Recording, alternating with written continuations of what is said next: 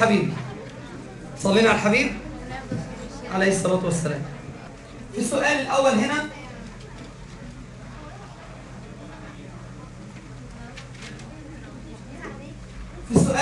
بيقول ما قياس الزاوية الحرجة لشعاع ضوء يتحرك خلال ماء معامل انكساره 1.33 ويسقط على سطح الماء الذي يعلوه هواء معامل انكساره بواحد.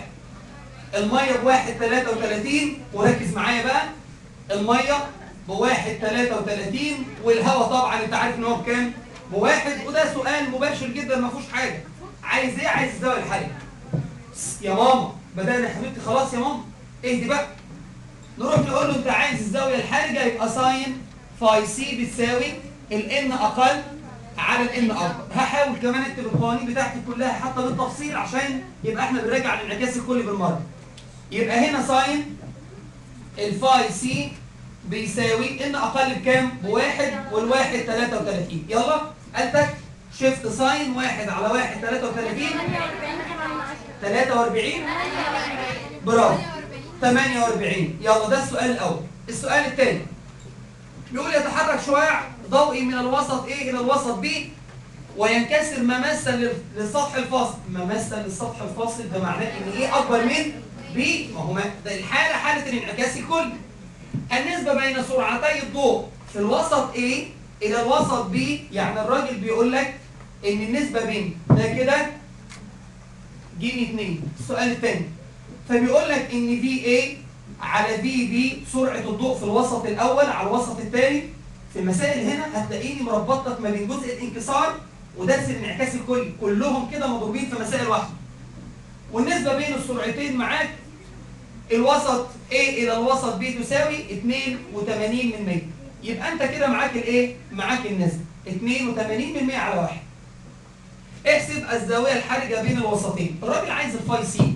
معايا ده الوسط وادي الشعاع، ده وسط A ده وسط B، ادي الشعاع وادي العمود المقام ودي الفاي سي الراجل عايزها. نعمل ايه؟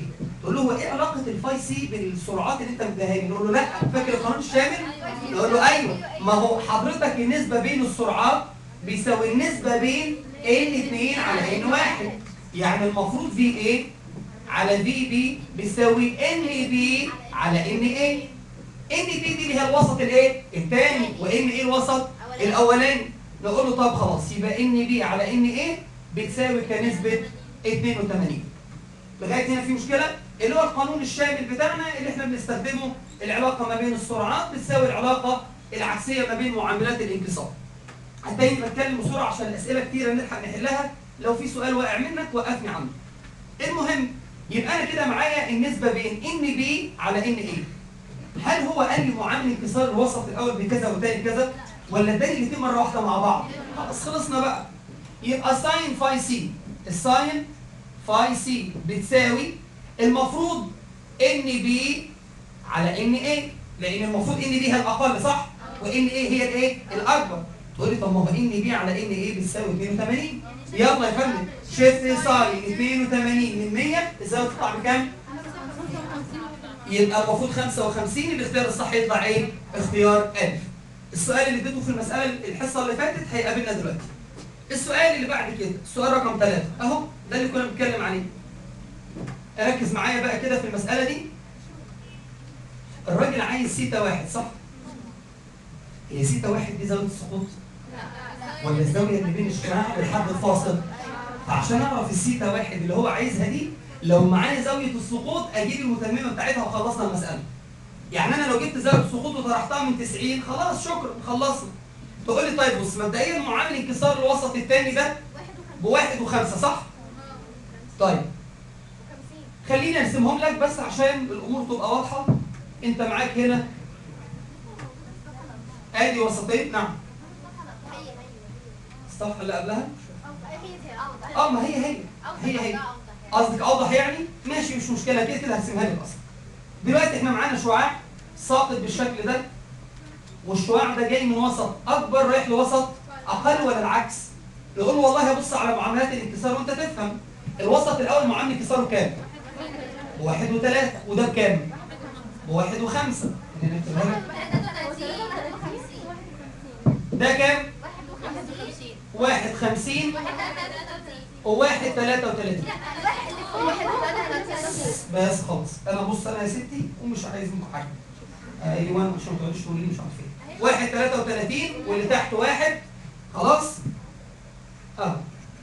يبقى انت كده معاك معاملات الانكسار. بعيدا عن المساله شعاع جاي من وسط اقل للاكبر، عرفت منين؟ من معاملات الانكسار. فينكسر الشعاع مقتربا من العمود المقام. ادي العمود المقام بتاعي. فينكسر الشعاع مقتربا من العمود المقام. بس الشعاع حصل له انعكاس كلي، ده معناه انه ساقط بزاويه سقوط اكبر من الزاويه الحادة. فبيقول لك حصل الشعاع هنا عمليه انعكاس، تقول له لا ده انكسر مماسا للحد الفاصل. حلو قوي. بص كده لاحظ معايا. حضرتك مش ملاحظ ان الزاويه دي هي الزاويه دي بالتبادل؟ فبالتبادل الزاويتين بيساووا بعض. نقول له يعني انا لو جبت زاويه السقوط دي يبقى انا معايا زاويه الانكسار فوق. حلو قوي. طب زاويه السقوط هنا مش دي فاي سي؟ عرفت منين؟ نقول له اصل دي الزاويه اللي عندها الشعاع انكسر مماس لحد الايه؟ الحد الفاصل. يبقى انا مبدئيا كده لو قدرت اجيب الفاي سي دي خلصنا المساله. يا مستر هو عايز السيتا واحد اللي هي دي، اقول له يا عم اصبر بس، ما انا لو جبت زاويه السقوط دي يبقى انا خلصت المساله. طب يلا نشوف هنجيبها ازاي. نقول له مبدئيا كده انت عايز زاويه حرجه، نقول له ما انت معاك ده 1.5 ومعاك ده بكام؟ بواحد.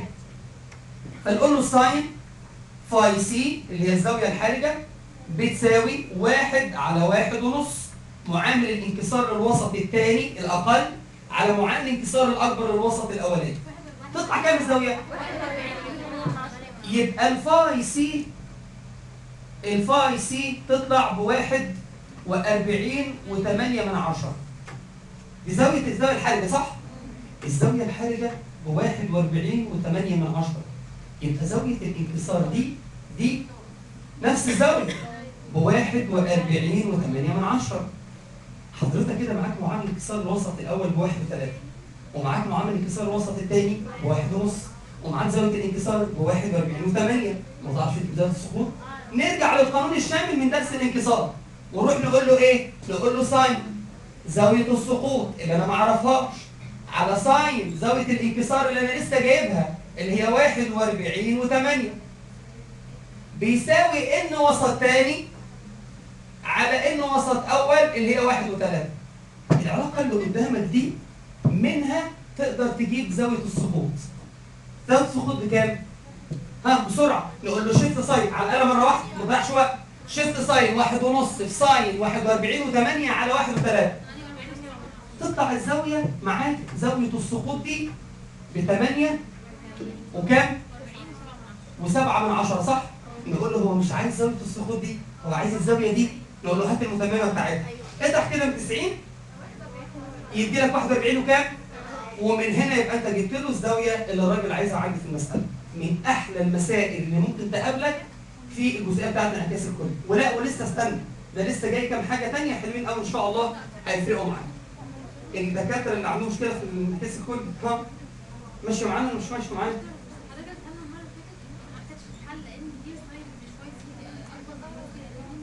ما كانتش ايه؟ ما كانتش يعني. طب ما هي الرسمه هي موجوده اهي. لا دي كانت دي مماس دي ايه؟ دي انعكاس كلي؟ لا ده تعديل خليها مماس. خلاص؟ بص معايا بعد كده المثال اللي بعد كده بيقول ايه؟ في المثال اللي بعد كده بيقول قياس الزاويه الحرجه للانعكاس الداخلي الكلي عن سطح فاصل بين وسطين يساوي 30. الزاويه الايه؟ الحرجه. يبقى الراجل هنا مديني الفاي سي بس يا بابا اهدي يا حبيبتي. الفاي سي 30 ومعامل انكسار الوسط الذي ينعكس الضوء عن سطحه. ثواني بقى خد بالك من الجمله دي. معامل انكسار الوسط الذي ينعكس الضوء عن سطحه. كده بنتكلم على الوسط الاول والوسط الثاني. الثاني ينعكس عن سطحه هو الحد الفاصل ميه هواء. هو بينعكس عن سطح مين؟ عن الوسط الثاني معايا اللي هو الهواء. يبقى 1.1. يبقى مبدئيا كده نقول له ان معامل انكسار الوسط الثاني اللي هو الاقل اكيد بيساوي 1.1. كويس. ما الفرق بين معامل انكسار الوسط الذي ينعكس الضوء عن سطحه اللي هو معامل انكسار الوسط الثاني اللي هو الهواء ومعامل انكسار الوسط الذي ينتشر خلال الضوء. ينتشر خلاله معناه الوسط الاول، ينعكس عن سطحه ده معناه الوسط الايه؟ الثاني. خد بالك بس في التفرقه بين الجملتين. تقول لي طب ما انا كده معايا معامل انكسار الوسط الاقل ومعايا الزاويه الحرجه، ناقصني معامل انكسار الوسط الاكبر. نقول له طيب انا عارف قانوني ساين فاي سي بيساوي ان اقل على ان اكبر. يلا يبقى ساين فاي سي نقول له ساين 30 بقى، ما انت مديني الزاويه الحرجه، بيساوي ان اقل اللي هو بواحد وواحد على الان اكبر، وده اللي انا عايزه. اقسم كده، لو حبيت تجيب قيمه الان هنا هتلاقي ان الان بيساوي 2.2 كده. انت معاك كام معامل انكسار؟ 2. معاك واحد ب2.2 ده معامل الوسط الاكبر، وده منطقي لان لازم ينتقل من الاكبر يروح لمين؟ يروح للاقل. ومعاك الاولاني او الاقل بواحد واحد، يبقى الفرق بينهم يديني كام؟ بس خلاص خلصنا المساله. يبقى الاختيار الصح بتاعك ده مقالي، هتكتب لي 1.1. نعم؟ الكبير ناقص الصغير، انا مش هطلعه للسالب. خلاص؟ ما هو مفيش معامل انكسار مطلق عندي للسالب ولا فرق حاجه. بص معايا سؤال س 5، لو لاحظت هتلاقي ان التدريب ده كله مسائل، انما التدريب اللي فات اللي قبله على طول كان تقريبا 80% منه نظر. 5 بيقول السراب ظاهره تحدث في الايام الحاره حيث تظهر صوره جسم منعكسه عن الارض، ومن ثم تعطي انطباعا ان طبقه مائيه قد تعكس هذه الصوره. اي العبارات الاتيه تفسر سبب حدوث هذه الظاهره. هو ايه سبب ظاهره السراب الصحراوي؟ كأنه سؤال عام بس اداهولك في صوره يعني رق، يعني عايزه ناس بتفهمه بس. تفتكر مين؟ بص قال جوليت طبقه الهواء الساخن القريبه من سطح الارض لها معامل انكسار اقل. فعلا، لان دي الطبقه الساخنه، واحنا اتفقنا ان كل ما تزود درجه حراره الوسط كل ما كثافته تقل معاه. لغايه هنا كلامه صح. معامل انكسار اقل من طبقات الهواء الموجوده فوقها، ما هي اللي فوقها دي الدافيه واللي فوقيها البارده، ودي اكبر كثافه فعلا لان كثافتها اقل، ومن ثم ينعكس الضوء الذي له زاويه سقوط اكبر من مقدار معين، اللي هي زاويه الحرجه يقصد يعني، انعكاسا داخليا كليا. يبقى الاختيار الف هو الاختيار الصح. هنا ب وباقي الاختيارات هتلاقي كلام غير منطقي بالمره بقى. يعني ايه؟ يعني يقول لك تعمل الارض الساخنه عمل مرآة مثاليه تعكس الاشعه الساقطه عليها. عارف مثاليه دي معناها ايه؟ يعني الارض ما بيعديش ولا شعاع من الشمس ليه؟ امال الارض سخنت بناء على ايه ان شاء الله؟ شيطاني لوحدها. علشان كده هتمشي مع الاختيارات، هتلاقي الاختيارات غير منطقيه شويه. طيب سؤال رقم 6 يقول لك ينتقل شعاع ضوئي من الزجاج الى سائل. من زجاج الى سائل، من اكبر الى اقل، يبقى درس الانعكاس الكلي. حيث معامل الانكسار النسبي، بص بقى، من الزجاج الى السائل. تقول لي وانت دايس قوي على الحته دي ليه؟ فاكر لما كنت بقول لك ان الان نسبي، على شمال الان نكتب من، وعلى يمينه نكتب الى. تقول لي فرقت؟ تفرق. عشان دايما في السرعات اقول له بص، اللي على شمال الان على يمينها. طب الاطوال الموجيه، يعني لو قلت من دي الوسط الاول ده الوسط الثاني، بص لمضه 1 على لمضه 2، دي 1 على دي 2، ساين فاي على ساين سي. انما نيجي عند معاملات الانكسار ان 2 على ان 1 بنعكس علاقه عكسيه عندي. فيبقى مبدئيا كده هو جاي من الزجاج رايح لمين؟ رايح للميه. من الزجاج الى السائل كتبنا معامل الانكسار، وبيقول معامل الانكسار النسبي بجذر 3 على الاثنين اهو، جذر 3 على الاثنين. ما زاوية السقوط التي ينتج عنها شعاع مماس للسطح الفاصل؟ يبقى عايز الزاوية الحرجة. يبقى الراجل هنا عايز قيمة الفاي سي. قول لي قيمة الفاي سي بكام؟ نقول له والله هو انت برضه هنا مش مديني معامل الانكسار ده بكام وده بكام، بس مديني نسبة مرة واحدة متكررة حلينا زي من شوية. نقول له بص هو من زجاج لمين؟ تقول لي طب ما على كده هنا العلاقة صح مظبوطة بالظبط، اللي هو جذر 3 على 2. هل محتاج اعكس؟ مش محتاج اعكس. علشان كده نقول له ساين فاي سي بتساوي بص ان 2 اللي هو ان ميه على ان الاولاني اللي هو زجاج. تقول لي طب ما هو ان ميه، ان من الزجاج لميه، ادي ان ميه على ان زجاج. عشان كده نقول له ساين الفاي سي بيساوي جذر 3 على ان. يلا شفت الساين بتاعتك؟ يطلع معاك الزاويه 60. كل الناس معايا تمام؟ يلا اللي بعده.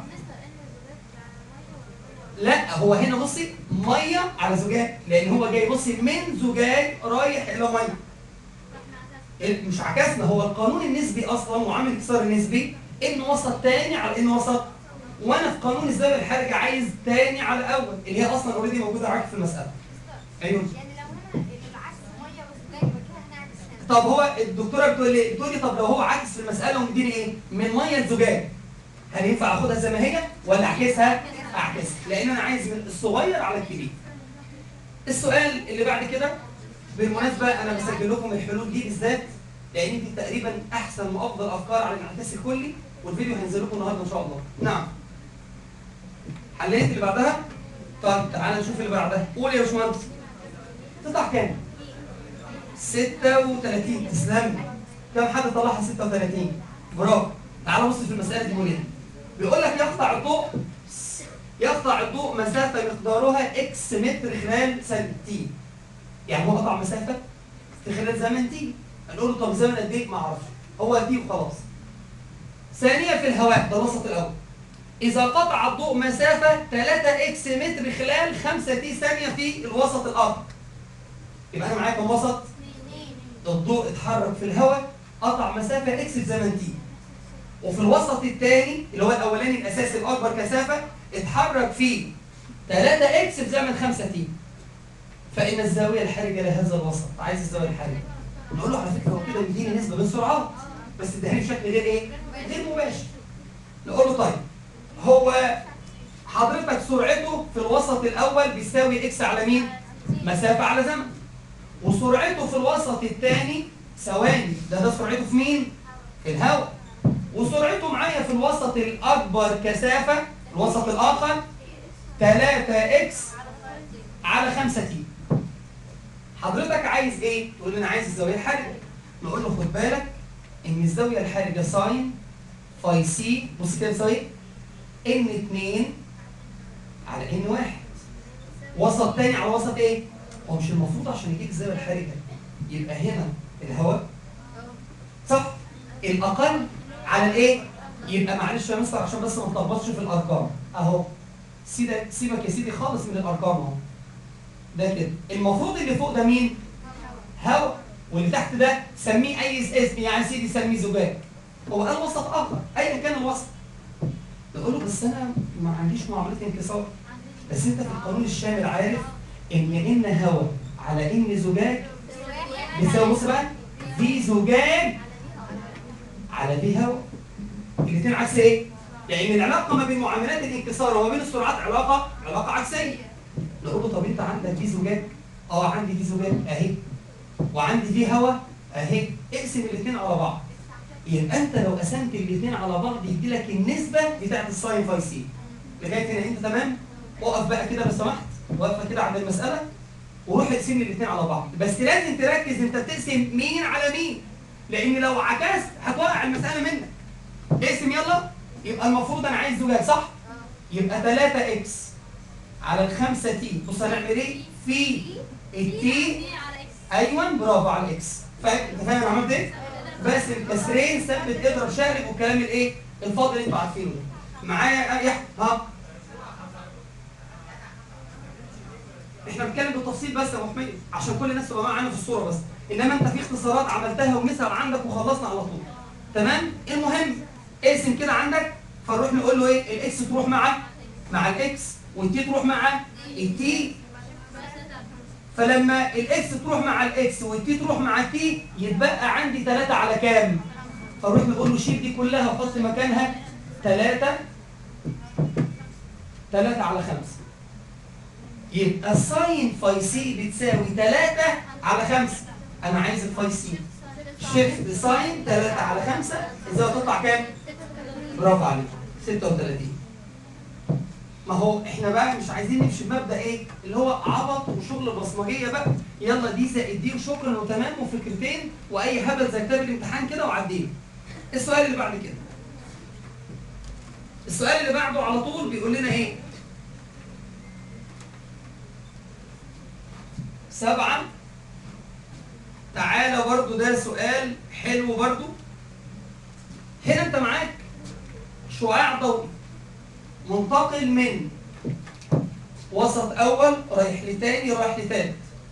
الشعاع الرئيسي انتقل سقط من وسط اقل الى وسط اكبر، انكسر مقترب من العمود المقام وسقط هنا، حصل له انعكاس كلي ورجع، صح؟ بالنظر كده تفتكر مين فيهم اكبر كثافه ضوئيه؟ الثاني. الثاني صح. تقول عرفت منين؟ تقول له اصل هنا حصل انعكاس كلي للضوء، والضوء ما بيحصلوش انعكاس كلي الا لما الشعاع يكون جاي من وسط اكبر لوسط الايه؟ الاقل. يبقى ده معناه ان مبدئيا كده بص معايا ان 2 اكبر من 1 اكبر من ان 3، صح؟ تقول لي عرفت منين؟ اقول له يا فندم ما هو حضرتك هو الشعاع نفذ من الوسط الاول للوسط الثاني، ونفذ مقتربا من العمود المقام. يعني انت لو حبيت تعمل عمود مقام هنا هتلاقي ان الشعاع مقترب، يبقى ده معناه ان الوسط اللي جاي منه الشعاع اقل من الوسط اللي راح. يبقى ده خلصنا مبدئيا لغايه دلوقتي ان 2 اكبر من ان 1، باقي لي ان 3. اقول له طب بص كده، الشعاع وهو ماشي في الوسط الثاني ما عداش الوسط الثاني وحصل له انعكاس ايه؟ ما هو الانعكاس الكلي ما بيحصلش الا لما الشعاع يكون جاي من اكبر رايح لمين؟ يبقى ده مبدئيا كده من غير ما نقرا سؤاله ال ان 2 اكبر من ان 1 اكبر من ان 3. فيجي يسال سؤال ويقول لك ايه؟ اي من ان 1 وان 2 وان 3 اكبر معامل انكسار؟ اقول له ان 2. برافو. طب السؤال اللي بعده، طب مين اصغر معامل انكسار؟ اقول له ان 3 ده اصغر معامل انكسار. طب السؤال الاخير وده بقى سؤال كده تصوري، عارف اللي هو ايه؟ انت هترسم بالقلم بتاعك وتقديري منك من غير حسابات. نعم. تاني ايه من الاول يعني خالص؟ مش سنة اللي احنا بنتكلم فيها دلوقتي، اول تاني يعني من الاول خالص. عيوني حاضر. بص يا باشمهندس، حضرتك لو بصيت على الشعاع ده جاي من الاول راح للتاني، صح؟ انتقل ولا ما انتقلش؟ لو جيت عملت عمود مقام عندك في المذكره هتلاقي ان الشعاع انكسر مقترب من عمود المقام. ده معناه ايه؟ معناه انه جاي من وسط اقل رايح لوسط. يبقى مبدئيا لغايه دلوقتي ان 2 اكبر من ان، الكثافه الضوئيه للثاني اكبر من الكثافه الضوئيه الاول. عندك مشكله لغايه هنا؟ حلو قوي. ادي معلومه. ثاني معلومه ان الشعاع وهو جاي من الوسط الثاني رايح للاول حصل له انعكاس كلي. طب هو امتى يحصل للشعاع الضوئي انعكاس كلي؟ لما يبقى جاي من اقل لاكبر ولا من اكبر لاقل؟ يبقى دي كمان معلومه ان 2 اكبر من مين؟ من ان 3. يبقى انت معاك ان 2 اكبر من ان 1 اكبر من مين؟ من ان 3. ده السؤال الاول. ليه الايه؟ بص كده على الزوايا عندك هنا وانت هتعرف ان ده اكبر من ده. بس هنا الراجل عارف ان النقطه دي مش فارقه معاك في السؤال لان هو ما سالش عليها اصلا، بس اسال عليها بعد كده. بص معايا كده يا فندم، حضرتك لو جيت بصيت معايا على السؤال الثاني، مين اصغر معامل انكسار؟ احنا قلنا ان 3 صح؟ فالدكتوره مريم بتقول ايه بقى؟ بتقول لي طب ليه يا مستر ما قلتش الاولاني؟ يعني ليه ما قلتش الاولاني هو الاصغر؟ نقول لحضرتك بصي كده، اعملي العمود المقام هنا واعملي العمود المقام هنا ولاحظي وبصي على الزوايا. من ملاحظتك للزوايا هتعرفي ان الان 3 هو اصغر معامل انكسار. بالظبط، برافو. هتلاقي ان هو اصغر معامل انكسار بناء على الزوايا اللي عندك. مش ده الموضوع، الموضوع كله في السؤال اللي بعد كده. اسمع كده، في السؤال ده بيقول اي من الشعاع اي والشعاع 2 اي والشعاع 3 اي يوضح بشكل صحيح المسار الذي سيتبعه الضوء. 2 ولا اي ولا 3 اي؟ 2 اي؟ 3؟ حد عنده رأي تاني؟ 1؟ مين قال 1؟ هو انت بتقولي بالحب يا بنتي؟ هو ايه؟ 3؟ في اغلبيه 3، ما حد سكت لا 1. طب صلي على النبي. بص كده ركز معايا. بص. نعم؟ 2 هينفذ على استقامته. طب صايم الصواريخ بيتكلم عنه شعاع دلوقتي مش الشعاع الاسود. ده منقط. يعني انا بقول لك هو انا لو جبت شعاع تاني واسقطته بالزوايا اللي حضرتك شايفها، يا ترى وهو خارج هيبقى اي ولا 2 اي ولا 3 اي؟ هو مبدئيا مش هو خارج وخارج من وسط اكبر رايح لوسط اقل. تقول لي طيب صلي على سيدك يلا. ايوه تسلم لي، صلوا على الحبيب. حضرتك هو شايف الجزء اللي بره ده؟ مش احنا اتفقنا ان 3 اصغر واحد ده معناه ان الشعاع جاي طالع من اصغر رايح مين؟ لاكبر. يبقى المفروض مبتعدا ولا مقترب؟ طالع من اصغر رايح لاكبر. مبتعد ولا مقترب؟ مقتربا من عمود المقام. وما دام مقتربا من عمود المقام يبقى مين؟ يبقى الاي مش 2 اي. تاني اسمع صلى على الحبيب. حضرتك لسه قايل لي من شويه اسمع ان 3 هو اصغر معامل انكسار. بص بقى، هو الوسط اللي بره ده اللي انا واقف عنده دلوقتي عصايه او ده مش المساحه اللي حواليه هي الواحد؟ ايوه صح؟ وانت قلت لي ان 3 هو اصغر ايه؟ معامل انكسار. يبقى المفروض الشعاع دلوقتي جاي من اصغر رايح لمين؟ لاكبر. وما دام الشعاع طالع من اصغر رايح لاكبر، طالع من ان 3 رايح لان 1، طالع من اصغر لاكبر، ينكسر ايه؟ مقتربا ولا مبتعدا؟ مين الشعاع من ال3 دول اكتر واحد مقترب للعمود المقام؟ هو رقم 1. تقول لي عرفت منين؟ اعمل عمود مقام. اعمل كده عمود مقام هنا، هتلاقي ان اقرب واحد للشعاع معايا او للعمود المقام هو اي ايه؟ اي 1. خلاص؟ طيب بالقلم بتاعك كده واعمل العمود المقام على الرسمه عشان بس تبقى انت ناقل معايا، لان انا للاسف ما بعرفش ارسم على السبوره او الاوبشن مش موجود يعني. قول يا نور. العمود المقام هيبقى كده يا شباب، كده ده العمود المقام. طب بص كده عشان العصايه بس تبقى بعيده شويه. بص ادي العمود المقام، الظل بتاع القلم اهو. مين اقرب؟ هو الاقرب للعمود المقام، عشان الشعاع جاي من وسط اقل راح لوسط ايه؟ لوسط اكبر. فكر شويه كده وبعد كده لو وقفت معاك حاجه قول لي عليها ونشرحها تاني. هيبقى العكس بقى، مبتعدا عن عمود المقام. صلى على الحبيب يلا. تعال نبص على السؤال رقم 9. بيقول في 9 سقط الشعاع ضوئي بزاويه السقوط قيمتها 59 على الحد الفاصل بين وسطين كثافتهما مختلفتان. سقط بكام؟ 59. علما بان قياس الزاويه الحرجه في هذه الحاله 59. طب ما تقول زاويه حرجه ونخلص. خلاص يبقى ال 59 دي زاويه ايه؟ زاويه حرجه. يبقى الفاي سي عندك في معطياتك وانت بتحل دلوقتي، يبقى الفاي سي بيساوي كام؟ 59. حلو. يبقى الفاي سي بتساوي 59. علما بان قياس الزاويه الحرجه خلاص هو معامل الانكسار للوسط الاكثر كثافه. يبقى ده الاكبر بكام؟ يبقى الان اكبر بتساوي 1.75. 1.75. ما معامل انكسار الوسط الاقل؟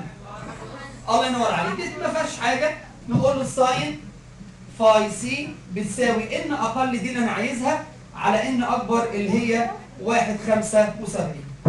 ما نعرفش نجيب الان هنا. يلا يا سيدي، يبقى الان بتساوي ايه؟ ساين 59، لان احنا هنشيل الزاويه الحرجه دي ونحط قيمتها اهي اللي هي 59. يبقى الساين 59 في 1.75 يطلع ناتج كام؟ 1.5. يلا نعم.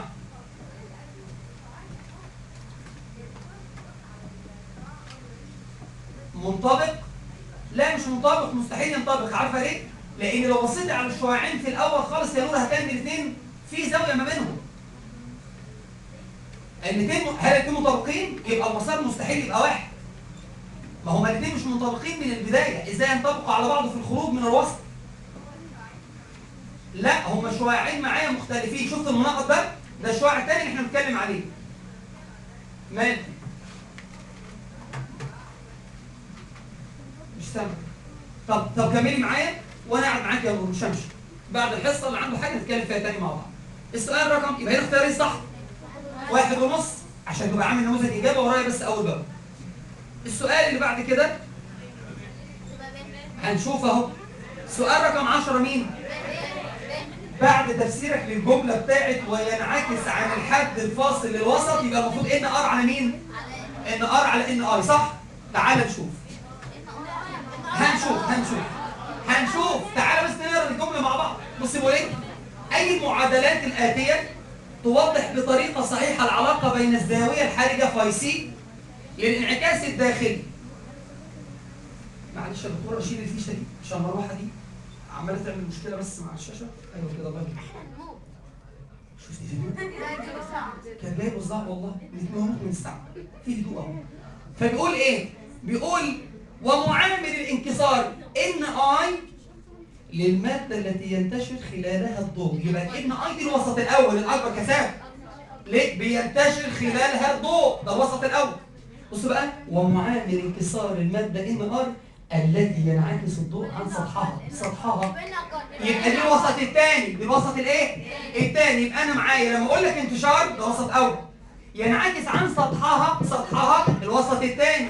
يبقى كده المفروض اقل على اكبر، يبقى المفروض ان مين على مين؟ الله ينور عليك، اختيار الف.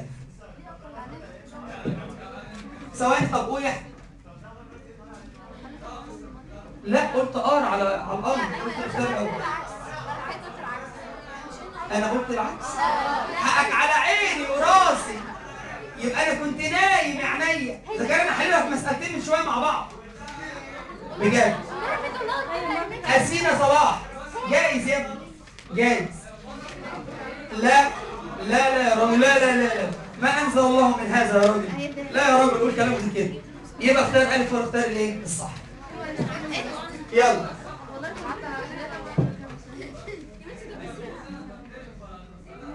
شفت يا نصفني، يا نصفني. ياما خلاص، يخرب بيتك. المفروض ان ار على ان ار. خلاص. يبقى وينعكس عن سطحه يبقى اتكلم هاء الضمير على مين؟ ما هو بينعكس عن الوسط الاول. خلاص، ينتشر خلاله، ده معناه الوسط الاولاني. يلا السؤال اللي بعد كده رقم 11. بص بقى 11 فيه تعريف في المسألة. تمام؟ لا مش عايزين صوت شباب، صوت. طب نهدى بقى، نرميها خالص بعد اذنكم يعني. يلا 11 فيها تعديل. حد فيكم حل 11؟ في تعديل في المسألة. بص بقى أسينا صلاح يعني التعديل في المسألة. في المسألة هنا أولا هتخلي الزاوية معاك دي، شايف 16 و9 هتخليها 73. هتخليها كام؟ 73 و1. 73 و1. خلاص؟ دي الزاوية. والزاوية دي يا فندم هتخليها، شفت جملة انعكاسا داخليا كليا دي؟ لا، هتشيلها خالص، تشطب عليها بالقلم وتخليها ينكسر مماسا للحد الفاصل مكان الجملة دي، او اقل من السطح انعكاسا داخليا كليا. شرطة بس قلم عليها كده وتكتب ايه؟ وينكسر الشعاع مماسا للحد الفاصل. الزاوية هنا تخليها 73. خليها 73 بس على طول، مش فارقة. 73 ولا 73 واحد مش فارقة، بحيث مجموع الاثنين اللي انا كاتبهم دول 90 يعني. خليها 73. يبقى ال 73 دي زاوية ايه؟ زاوية حادة. وبقول لك هنا الشعاع هينتقل من الكيروسين الى الميه، جاي من الوسط في مادة الكيروسين بتطفو فوق الماء، ودي الأكبر كثافة. والشعاع معايا خرج مماس الحد الفاصل بين الكيروسين والميه، على الحد الفاصل ما بين الاثنين. يبقى ده معناه الشعاع جاي من الأكبر رايح لمين؟ للأقل. بص بقى كده، الماء الذي معامل انكساره 1.33. يبقى مبدئيا في المسألة هنا أنت معاك الفاي سي بتساوي 73 واحد أو 73 مش فارقة. وبقول لك إن مية بتساوي 1.33. هو عايز ايه؟ عايز معامل انكسار الكيروسين. خلاص؟ ده التعديل بس اللي انت هتكتبه في المسألة بس. 1.39. برافو عليك. يطلع معاك 1.39. يبقى انا هقول له ايه؟ الفاي سي عندي، ومعامل انكسار الميه اللي هو الوسط الاقل عندي، انا عايز معامل انكسار الايه؟ الاكبر. يبقى قانوني هيبقى كده، بص، ساين 73 واحد بيساوي ان اقل 1.33 على ان اكبر اللي انا عايز اجيبها. خلاص يا شباب؟ يلا يا سيدي طلعها تطلع معاك 109 او 1.39. السؤال اللي بعد كده وصلنا للسؤال رقم كام؟ 12. ماشي براحتك.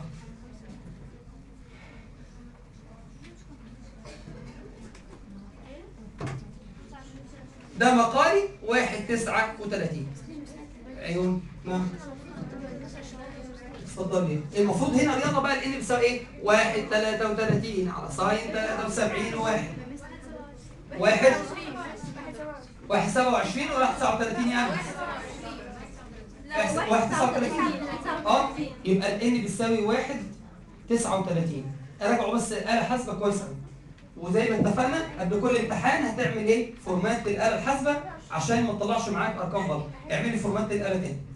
اعملي فورمات الاله وارجعي احسبيها كده. بص معايا بقى. طيب ايه رايك؟ تعالى نبص على السؤال رقم 12. 12 بيقول ايه بقى؟ اسمع. يسقط شعاع ضوئي بزاويه السقوط قياسها فرق. بزاويه السقوط على سطح منشور ثلاثي. لا، هتعلم على ده اكس وسي. المنشور الثلاثي لسه هنشرحه الحصه اللي جايه. المساله دي اتحطت هنا بس بالايه؟ بالغلط. بص يا سيدي الناس، وهتلاقيها متكرره في الجزء بتاع المسائل اللي على المنشور الثلاثي. الحصه اللي جايه ان شاء الله نسيت اقول لك بس احنا حصتنا 60 دقيقه، هناخد 20 دقيقه امتحان وخمس دقائق التوزيع ولم الورق ان شاء الله. بقينا كده قد ايه من الساعه؟ 5 وكام؟ 35. 35 دقيقه دول هنبدا فيهم شرح المنشور العادي. يعني احنا الحصه اللي جايه هنشرح جزء جديد باذن الله، هنكمل ونبني عليه باقي اللي جاي. والحيود انا والله عارف ان احنا ما قلناش الحيود. الحيود يا جماعه الجزء هياخد مننا بالظبط 5 دقائق. هوريه لك في فيلم انيميشن، انا هقوله لك، بس هو ملوش اي 30 لازمه دلوقتي علشان الامتحان بتاع الشهر، فانا حريص على 5 دقائق. هقوله لك في الحصه اللي جايه. 5 دقائق ونكمل نقول المنشور. عشان بس ايه نبطل زمن. بص بقى يا سيدي. س 13 بيقول ايه؟ احسب الزاويه الحرجه لشعاع ضوئي يمر عبر قطع الزجاج الى الهواء، علما بان زاويه الانكسار تساوي كام؟ 29 عندما يسقط الشعاع الضوئي من الهواء على سطح قطعه الزجاج بزاويه السقوط تساوي 45. هو الراجل عايز ايه؟ عايز حرجه صح؟ طلعتها ايه؟ 43. نشوف باقي الناس. طيب ماشي حاضر هنحل دلوقتي. كل الناس طلعتها 43؟ ماشي. طب تعالى نشوف المساله بتقول ايه. هو انت عايز زاويه حرجه؟ عايز زاويه حرجه. وما دام زاويه حرجه يبقى المفروض معايا ان اقل وايه؟ اكبر. بس هل هو مديني معاملات انكسار؟ بس هو مديني النسبه بين زاويه السقوط وزاويه الانكسار. يبقى انا كده هجيب النسبه مره واحده. ازاي؟ اولا الراجل قال الشعاع سقط بزاويه السقوط بكام؟ بس بص هنا من الهواء على سطح قطعه زجاج. يبقى المفروض الشعاع معايا جاي من هواء وادي العمود المقام ورايح للزجاج من اقل رايح لاكبر فينكسر مقتربا من العمود المقام. ساقط بزاويه كام؟ 45. وزاويه الانكسار بكام؟ ب 29. تقول لي بص هو انا كل اللي انا عايزه هنا ان وسط تاني صح؟ وهنا ان وسط اول. انا عايز ان 2 على ان 1 ولا عايز ان 1 على ان 2؟ انا عايز ان 1 على ان 2 لان عايز الاقل على الايه؟ على الاكبر. ما هو يا فندم بص القانون بتاعك اهو. ساين فاي سي بتساوي ان اقل على ان اكبر، يعني ان ايه؟ ان هواء على ان زجاج. تقول لي طيب يلا هات يا سيدي معاملات الانكسار. ساين القانون بتاعي ده القانون الشامل. ساين فاي اللي هي زاويه 45 على ساين 29 بتساوي ان 2 على ان 1. بس انا عايز مين على مين؟ ان 1 على ان 2. اعمل انا ايه؟ اعكس. يبقى الان 1 على الان 2 اللي انا عايزها اللي عايز اعوض بيها هنا في القانون نروح نقول له ساين ال 29 على ساين 45. بس يا سيدي خلاص. فيجي واحد على الاقل مره واحده يعمل ايه؟ شيفت ساين ويجي كاتب دول على بعض. ساين 29 على ساين 45 وقفل المساله بتاعتك. خلاص التركات البسيطه دي تاخد بالك منها. لقيت لغايه دلوقتي الوزير النهارده كانوا بيقولوا ان هو خلال بعد بكره هيعمل مؤتمر. المؤتمر ده هيتكلم فيه عن نظام امتحان ثانويه عامه واكيد هيتكلم عن اولى وثانيه نظامهم هيمشي ازاي. واللي انا متوقعه الحقيقه ان الامتحان هيجي من الوزاره على التابلت مش هيجي من التوجيه. لو الامتحان جه من الوزاره هيجي لك الكلام ده. الصعب ده يا دكتور في مشكله. بتستخدم آلة حاسبة غلط فبتعلميها؟ طيب اقعدي بعد الحصه نهدى وبعد الحصه اقعد انا اعلمك. خلاص؟ فغالبا الامتحان هيجي من الوزاره، ولو الامتحان جه من الوزاره ويا رب ده يحصل. ليه يا رب ده يحصل؟ والله العظيم اتمنى ده يحصل. صدقني والله العظيم عايزين نصفي بقى. عايزين ننقي بقى الناس الحلوه اللي هتطلع السنه الجايه ثانويه عامه، مش نطلع واحد خيبان ويقعد يقول لك الامتحان جاي توجيه فانا هنام بقى. هنام بقى واتمرقع، ما تيجي كده الامتحان يجي سهل. مش عايز كده الله يستر. طب يلا السؤال اللي بعد كده. يا بنتي بس يخرب بيتك. هنعلمها انا بعد الحصه. معلش هتشيليني انا بعد الحصه. نهدى بقى وركزي معايا. عيوني. السؤال ده جه في الكويز صح؟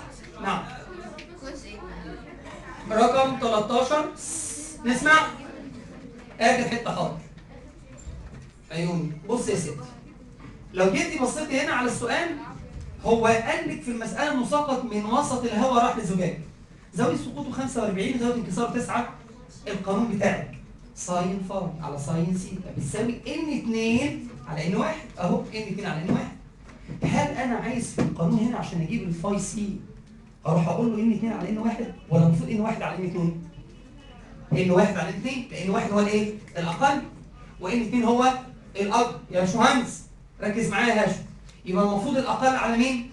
بس هنا في القانون الشامل اكبر على اقل. نقول له سهله، ما تشقلب الطرفين يبقى انا ما غيرتش حاجه. فنقول له ان 1 على ان 2 بيساوي ساين 29 على ساين كام؟ 45، وجبنا النسبه وعوضناها في المساله. وصلت؟ طيب تعالى بقى نبص على السؤال اللي بعد كده، ده اللي جالكم في الكويز اظن. هنا بيقول معامل الانكسار معايا بتاع السائل ب 2 جذر 3، ومعامل انكسار الهواء بكام؟ فانا بقول لك بص معايا الف وب وج ود، تفتكر انهي مسار من دول بيمثل المسار الصحيح للضوء؟ ده برافو. عارف ليه؟ تقول لي انا عيني اللي بشوف فيها اي مساله. خد بالك نص المنهج بالكامل، 3/4 الامتحان وانت شغال عينك دايما الزاويه الحرجه، واول ملمح الشعاع انتقل من الاكبر للاقل زاويه حرجه، احسبها من غير ما تعرف هو عايز ايه وابدا اشتغل. هو زاويه سقوطه هنا بكام؟ يا رب ما حد يغلط. ايوه محدش يقول لي 20، محدش اهبل يقول لي 20. نقول له لا يا فندم، ده العمود المقام اهو. بص العمود المقام اهو، لو دي 20 فدي اللي بين الشعاع والايه والحد الفاصل، يبقى دي ب 70. يبقى مبدئيا كده الشعاع الساقط بزاويه السقوط بتساوي كام؟ لازم احسب الفاي سي. والله وقال لو زاويه السقوط دي 70، لو الفاي سي طلعت 70 يبقى هيخرج مماثل الحد الفاصل. لو طلعت الفاي سي اكبر من 70 هينكسر. بص انا بقول لك ايه، الفاي سي هي اللي اكبر، ما قلتلكيش الزاويه هي اللي اكبر من الفاي سي. خلاص نقول له طيب احسب بس الفاي سي كده عشان نخلص. 1 على كام؟ على 2 جذر 3. ممكن كده حضرتك تقول لي شفت ساين 16، نقول له ده الفاي سي هزلت خالص، قيمتها بكام؟ الشعاع ساقط زاويه كام؟ اكبر ولا مش اكبر؟ طب المفروض يحصل له انعكاس. طب لو كانت 16 ممثل الحد الفاصل، صح ولا لا؟ طب لو اقل من 16 هينفذ ويحصل له عمليه ايه؟ عمليه انكسار. ادينا رجعنا الثلاث حالات بتوع الانعكاس الكلي. اسمع بقى السؤال اللي بعد كده، س 15 بيقول انكسر شعاع ضوئي عند، اسمع بس وما تستعجلش، اصبر بس. انكسر شعاع ضوئي عند انتقاله من سائل معامل انكساره النسبي كام؟ 1 وسط الى الهواء، جاي من الوسط الاكبر للوسط الاقل. ما اكبر زاويه ممكنه لانكسار هذا الشعاع؟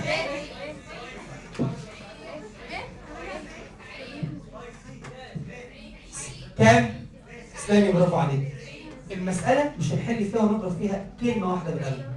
ومن نظرك الراجل بيقول لك هو اكبر حد ممكن يكون موجود لزاويه الانكسار كام؟ هو بيقدر 90 الزاويه الحرجه، وبعدها الزاويه تقل. طب قبلها الزاويه تقل برضه. ازاي يا مستر مش فاهم؟ بص يا فندم، حضرتك انا جيت دلوقتي قلت لك شعاع جاي من وسط اكبر رايح لاقل، صح؟ في كام احتمال للشعاع؟ 3. اما ان هو ينكسر، ودي في الحاله دي ساقط بزاويه زاويه انكساره اقل من 90. زاويه انكساره اقل من كام؟ طب لو خرج مماس ده معناه ان زاويه انكساره كام؟ طب لو انعكس انعكاس كلي، تقول لي زاويه انكساره زاويه انعكاسه هتكون برضه اقل من 90. تقول لي الراجل اصلا ما بيتكلمش عن انعكاس، الراجل بيتكلم عن ايه؟ عن انكسار. انكسار اكبر زاويه ممكن ينكسر بيها الشعاع الضوئي تكون بكام؟ ب 90 اللي هي الزاويه الحرجه يعني. علشان كده ما حلتش حاجه ولا هتحل حاجه. اول ما يجي يسالك في الامتحان ويقول لك اكبر زاويه انكسار، على طول تروح تقول له الزاويه بكام؟ الزاويه ب 90. خلاص؟ السؤال استني بس، ده في سؤال. لا في سؤال حلو قوي هنا. ده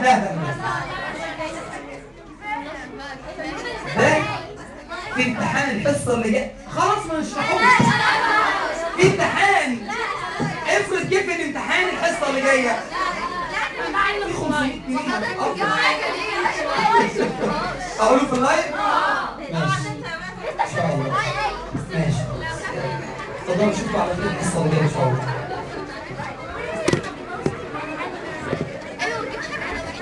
الامتحان اتحط خلاص يا ماما والطبع. يعني هتجيب يعني والله انتوا نصيبكم.